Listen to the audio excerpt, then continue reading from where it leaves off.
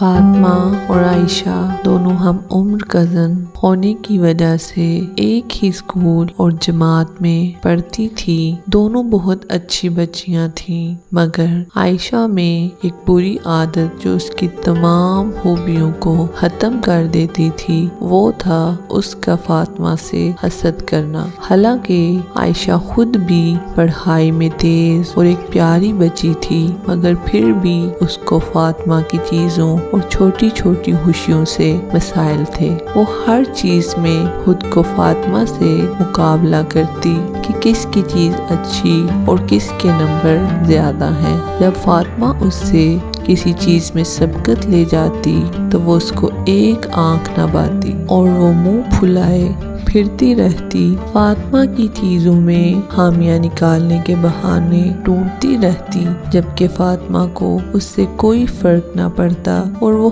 ہر چیز میں مطمئن رہتی۔ اب عائشہ اور فاطمہ کے سالانہ امتحانات نزدیک تھے۔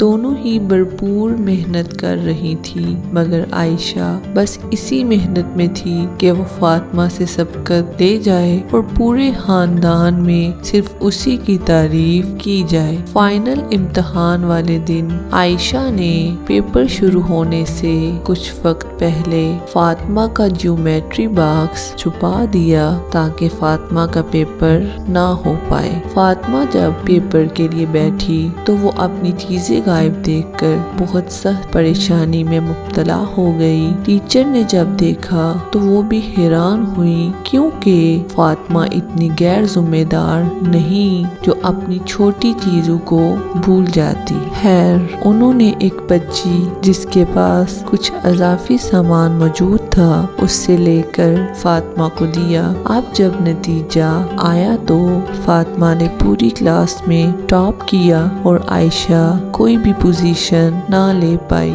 جس سے عائشہ سخت دل برداشتہ ہوئی اور اس نے فاطمہ سے جا کر معافی مانگی۔ یوں عائشہ کو اپنے کیے کا انجام بھگتنا پڑا۔